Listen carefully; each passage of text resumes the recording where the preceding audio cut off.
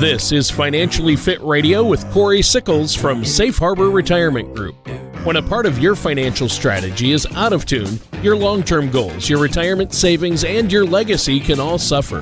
With many years of experience in the financial industry, Cory provides his clients and prospects with the information they need regarding Social Security, retirement income planning, wealth management, and much more. Listen in as we address your financial concerns and provide helpful solutions to put you on the path to achieving your retirement goals. And now, here is Financially Fit Radio with Cory Sickles. Welcome back to another episode of Financially Fit Radio. I'm Cory Sickles with Safe Harbor Retirement Group and Wealth Advisors. If you like what we discussed today and you have any questions, feel free to reach out to us. You can give us a call at 614-760-0670, or you can always visit us online at safeharboroh.com. And while you're on our website, feel free to click on that radio page. You can check out past shows as well as subscribe to our show on Apple Podcast, Amazon Music, Google Podcast, or Spotify. Also, feel free to watch today's show or any show on our YouTube channel. Just type in Safe Harbor Retirement Group, and you can see our playlist for Financially Fit Radio. Feel free to subscribe and also check out our Financially Fit tips, which are usually about 3 to 5 financial tips a week as well. You know, we're here to address any questions you have about retirement in general. So feel free to schedule a complimentary no obligation or no financial obligation meeting with us today. Today, we're going to talk about, which I think is an interesting topic, and that is we're going to talk about some of the pitfalls you should avoid with IRAs. But before we dive into that, let me introduce to you my co-host this week and every week, and that's Tony Shore. Tony, how are you today? I'm doing great, Cory. I'm glad to be here. I'm excited about the show today. This should be a really good one and a good topic. IRAs are important. We need to understand more about them. But, you know, I've had a really good week. Last weekend was Father's Day. Oh, nope, I don't want to say that. Sorry. We'll edit that out of the video. Here we go. Yeah, I've had a great week, Cory. It has been fantastic. Got to see the family again. So doing good this week. It's been a good one. How about you? Have you been keeping busy? Yeah, we've actually been really busy. So it is hot. It is summer. It's hard to believe the 4th is really good. And I think by the time this plays, the 4th will be gone. Yeah. So, July 4th. I think I mentioned on the last show, we're going to be heading down that red, white, and boom. Looking forward to that as well. Yeah. And,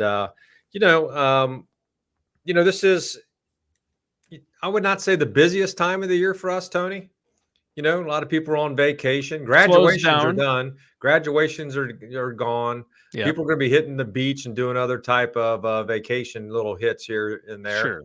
But, it's hard to believe. But before we know it here, the summer's going to be gone. And then we kind of get into the busy season and kind of get into what I think everyone's just so looking forward to, Tony.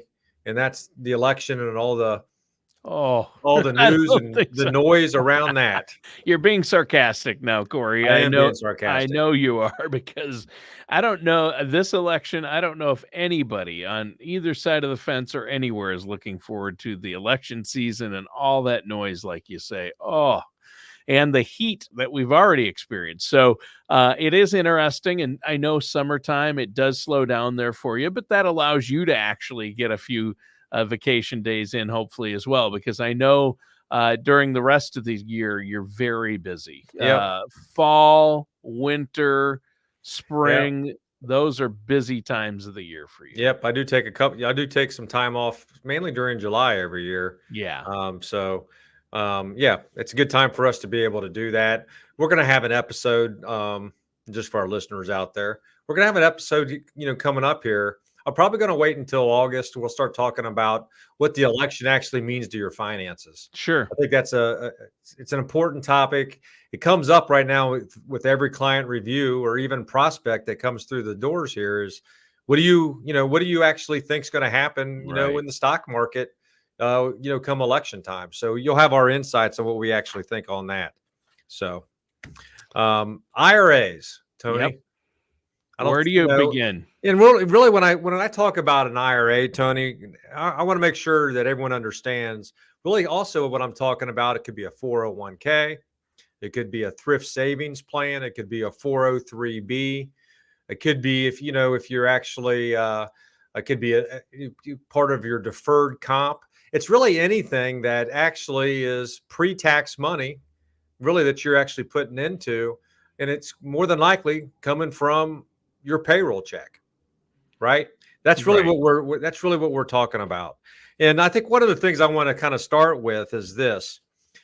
We've talked on the show many times about compound interest over time. And I think one of the things that people really should always focus on is start as early as you possibly can. Hey, it might be tough when when you're 20s and 30s or maybe early 40s. Your family's starting, you're trying to buy a house, you're trying to do all these things that add up where your monthly budget goes to. But somehow you have to start saving for retirement. Yeah. It's going to, believe me, I can tell you this, it comes a lot quicker than you would ever believe. Oh, for sure. Yeah, it sneaks up on you. It's just like you were talking about, hey, it's already July. This sneaks up on you, and retirement can sneak up on you too. So you need to start saving early, save often. That's the motto, That's right? correct. Well, I Yeah. mean, worst case scenario, if your company matches, you have to at least put that in because you're going to double Yes. your money. Yeah. But in an ideal situation, if you could actually budget somewhere between 10 to 15% of whatever your earnings are that go into your savings, you're going to be a lot better off later on in life. So, I mean, how many people come to you and say, I mean, how many of our listeners out there could say to themselves, I know I can. We all say, man, if I would have just started doing this with my first job when I was 21 and putting away 10% into my 401k. I did not do that with my first few right. jobs. I Sure. wasn't even putting into any 401k or retirement plan my first few jobs. Sure. I wish I was. Now my kids are, and my daughter has already started a Roth, Yep. so and she's 21. So, man, had I been in that position, wow, right? Yeah. So really what I would probably say to that, Tony, is this. We already started about you want to start as early as you possibly can, right? Right. But the other part of that is when you don't contribute on a regular basis, Oh, yeah. right? So it's a lot easier if you sit there and say, I'm going to do 10%. And the nice part is it comes right out of your paycheck. It goes right into your retirement account at work. And before you know it, it's going to compound, it's going to increase, and you're going to have a nice little nest egg, over time. But you need to be able to contribute on a regular basis. And if your company doesn't have a 401k, then seek out an advisor, find out how you can do it, but have them come in and grab a certain amount of money once a month. Because if you treat it like that, you're not going to miss it when you get those pay increases either. Right. Right. So you're already accustomed to it. You don't see it. It's going to some place. Now you can go in online or however, off your phone and be able to see how that's actually building over time too. But yeah, you can't start early enough. You can't contribute. You have to contribute on a regular basis. And the other part of it is if you are getting into this late and you're over the age of 50, then you're going to want to make sure that you have those catch-up contributions as well. I believe it's $8,000 this year. So Wow. you can actually put into over $30,000, into your 401ks, whether it's a regular traditional or whether it's a Roth IRA as well. Wow. And I think there's a lot of, I think a lot of people are weary. They always hear about how you only can put in, like $7,500 or $8,000 a year, into like a Roth IRA, for example, or even a traditional IRA. But you have higher limits, Tony, when you actually put that in from your work. Yeah. So yeah, you can do up to $30,000 this year into a traditional Roth IRA, and again, it does not matter how much you earn; you can still contribute into that. Now, your company might have limitations based upon the percentage of people putting into 401ks and all that type stuff, but you can still try to put in the max that you want to, for that, Tony. Yeah. And that's huge. You don't want to exceed those contribution limits, but there are catch-up contributions. If you're 50 or over, you're right. Max it out. And you're right. You can put up as much as $30,000 a year if it's, money you earn from your employer and it goes directly in to your 401k or a Roth 401k. Yeah. So for 2024, I was just looking at a sheet here real quick. It's $23,000. And then you have a catch up if you're over 50 of 7,500. So you can actually put in $30,500 into your account. So, even over 30,000. yeah. That's a lot. And some people might be $30,000 a year out of my paycheck. But, if you've built it over time and you started early, you're not going to miss it. And if you can start doing it now and cut in some other areas, you'll be a lot better off in retirement. Yeah, you're exactly right. And the other thing you also need to make sure of is if you're actually not putting it into your 401k, maybe you're putting it into a traditional or to a Roth IRA, you want to make sure that you don't exceed your limits either, because the IRS might come back with a penalty if you actually put too much money into it as well. Sure. So, one of the things that we do here at Safe Harbor is if you're putting money in there, we try to inform you if you're putting too much money into it. Yeah. Right. Yeah. But yeah, you don't want to exceed that as well. So what do you think one of the most common questions that I get if someone's not at the age of 59 and a half, Tony? They say, "Can I take out my money?" They probably come to you and say, "Hey, I'm 55. I've been contributing all these years to my 401k. I want to get some of that money out." That's exactly right. Is that what you hear? You hear it a lot. Yeah. And what they need to realize is up to the age of 59 and a half, and you're still working with that company, or if it's just if you're still working with that company, if you take that out, you have to pay taxes on it, and then you're going to have a 10% penalty on top of that. Yikes. Right. So you can roll it over, roll it over to your own, take an old 401k, put it into one of your new IRAs. That's called a rollover. So that has no tax implications to you if you do it the right way. No penalties. You can roll it all over. Fine. But if you want to start taking money out of that, then you need to make sure you understand the rules with that. Seek an advice, talk to an advisor, like us. We can tell you what you can or can't do. Now, there are exceptions to that, Tony. First time homeowner or, Home buyer. Yeah. home buyer. There's some other education and some other exceptions in there. But most people, the reason why they want that is just to have access to it to pay things off. Times got rough. Yeah. And in most cases, you're going to have that 10% penalty. So right. Make sure you understand that. Yeah, and I don't mind the 59 and a half rule. In fact, I wish they'd just round it up to 60 to make it simpler. Yeah. The half is stupid, but I don't mind that rule because that money's for retirement. Your 401k, your IRA, your 403b, those are retirement accounts. So you shouldn't be needing or taking money from there before then anyway. Correct. You're really hurting yourself anyway. Plus, you want to avoid those penalties. I mean, a 10% penalty plus paying taxes on what you take out. Yeah, that doesn't sound like a whole lot of fun to me. Yeah. It's definitely one of the things that I would not recommend doing. Now, one little caveat that I think a lot of people aren't aware of, and that is, if you are 55 and you retire from the company, you can't have access to that 401k as long as you keep it in that 401k and don't roll it over to your own personal IRA. So, that's one thing we can always, maybe you keep a portion of it in there in case you need it. But I'm a firm believer is if you're no longer working, take control of that IRA, move it into your own personal IRA. Because let's face it, we've all been. I used to work in a corporate world as well, right? And what happens every few years?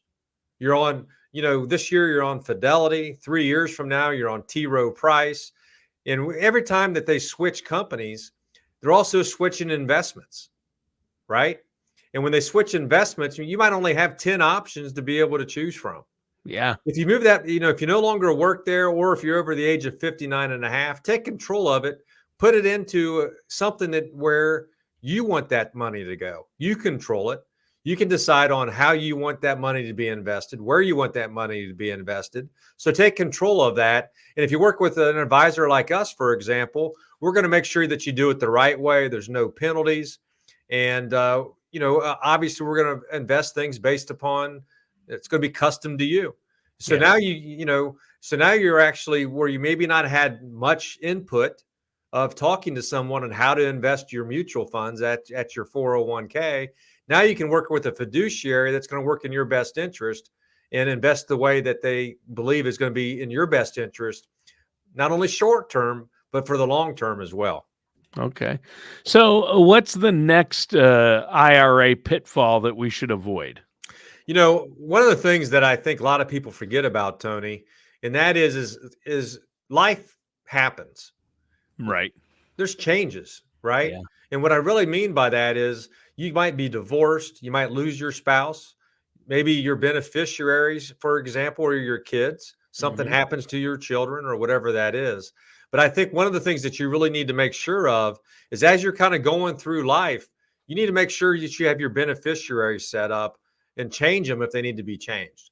The last thing you want to have happen is have the money go to your ex-spouse if something would happen to you. Yeah, that's for sure. And I'm amazed when we actually go through that with clients on how IRAs or pensions are actually set up that way to where it's going to go to, their ex-spouse. And they might even they might have already been remarried. So it's something that you should do on a regular basis. Check your beneficiaries because it does not matter what you have in your will or what you have in your trust. It is what is actually on that beneficiary designation form for your IRA. Yeah. That's So where the money's going. the beneficiary designation takes precedent over even what you have in your will. Whoever's listed Exactly. as the beneficiary of that account will get that money. Is that what you're saying? That's exactly right. Yeah. Yeah. And that's huge. And so you're talking about IRAs, 401ks, any type of account like that. They all have beneficiary designations and you should review them regularly then, I take it. Yes, you should Yeah. review them constantly. Yeah. At the same time, if you have a will or a trust, you might want that to match, and you might have to change that as well. Sure. That's part of the whole process, right? Because I mean, as I said, life happens, things Yeah. change, and you need to make sure that your beneficiary forms match where you are at this point in your life. Yeah. So we always talk about this, Tony. But I mean, you can't talk about finances or your portfolio without talking about some type of tax implication later on in life, I knew you were going to say taxes. right? Yeah, taxes comes into every conversation we have each week on the show in one way or another, It does, typically. Yeah. right? Everyone Yeah. hates paying them. Yeah. So my question is, would you rather pay it for 30 years? Maybe that's all you're working is 30 years, but you live to 80, or would you rather pay it, for an additional 20 to 30 years, even after you're working, right? So now you're looking at 60 years of paying taxes. Yeah. So I'm a firm believer, pay your taxes now. If your company offers a Roth IRA, make sure you're putting money into your Roth IRA. It's only going to probably cost you a couple more or a few more $1,000s a year in taxes today. Sure. But that money's going to grow tax deferred, and it's going to grow for your, when you retire, it's going to be there for you to be taken tax free. Yeah. If you, Yeah. I mean, it's gonna more than make up for the taxes you pay on it now. You need at least some of your income in a tax-free bucket. And of course, everybody's situation is different. yeah, But I know you look at that and say, oh, for your situation, you definitely need more in a tax-free bucket, right. and you'd be better off paying taxes now while the taxes are still low. We know that the current Tax Cuts and Jobs Act is going to expire in 2025, and so Sure. taxes will go up more than likely. I mean, I would think they have to with our 30 It's, some $1 trillion deficit. yeah, at some point in time, they're going to have to go up, right? Yeah. And here's the way I always look at it. If you have a $500,000 IRA, Tony, and you're in a 20% tax bracket, I mean, you really only have $400,000, Hmm. right? Right. That's all you have. But if you actually happen to invest that into a Roth IRA and you have $500,000 in there, you have actually $500,000 to spend. Yeah. You don't have to worry about taking taxes out.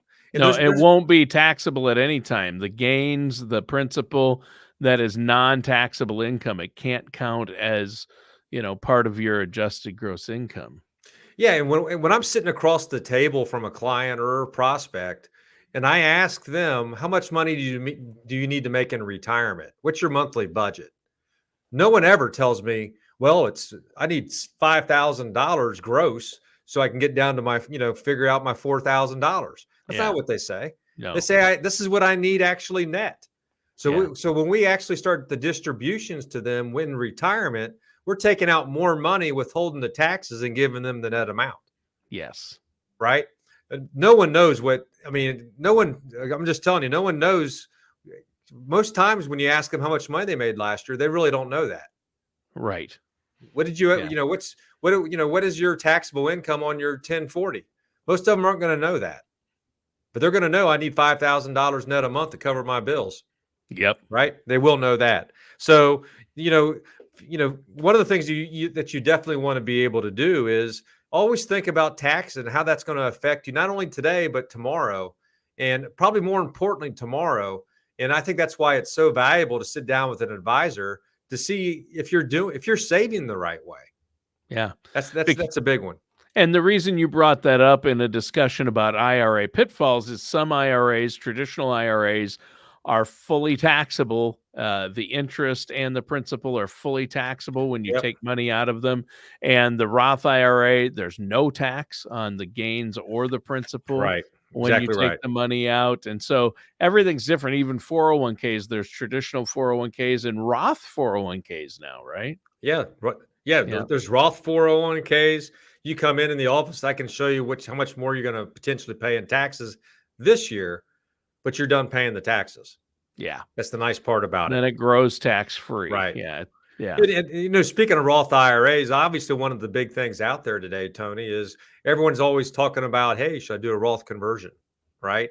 And really what we're talking about is take some of your IRA money, pay the tax on it, and then reinvest that and have that be, triggered over to a Roth IRA, which means now it's going to grow tax-free. Sure. And here's all I would say. There's, because a lot of times we'll have a lot of do-it-yourselfers come in and they've already done it.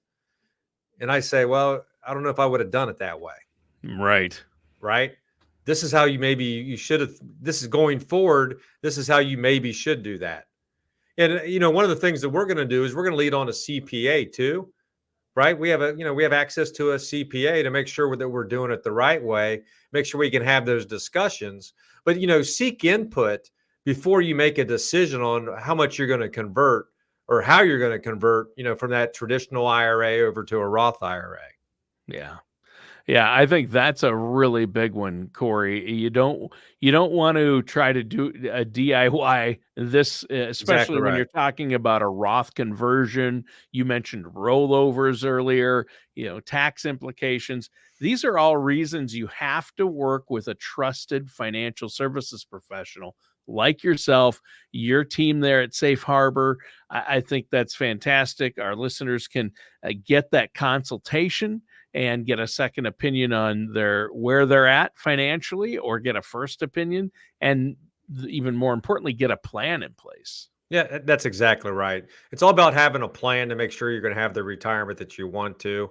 And part of that, Tony, I just want to mention one more quick one real quick. And that is, one of the pitfalls is a lot of people put money in the 401k and forget about it. Right. Right. Which means long term, your investments aren't going to be diversified. Right. So by working with an advisor, we can make sure that you're investing based upon your risk level. We're going to make sure you're diversified as well. Yeah. So there's a lot of different types of products out there, but I think that's a big common mistake. I mean, I hear it all the time. Oh, I don't look at my 401k because they don't want to know what it's worth, which is good. But It's also bad in that you're not reviewing it to say, hey, do I need to move things around? Yeah, at least once a year, right? Exactly right. Yeah. Yep. Well, hey, we got to wrap up the show. We're out of time, Cory. Let our listeners know how they can get a hold of you. Yeah, for our listeners out there, just give us a call at 614-760-0670, or you can always visit us online at safeharboroh.com. Again, all meetings are complimentary. There's no financial obligation. We're here to help to make sure that you have the retirement that you want. And the best way to do that is schedule that complimentary no obligation meeting with us.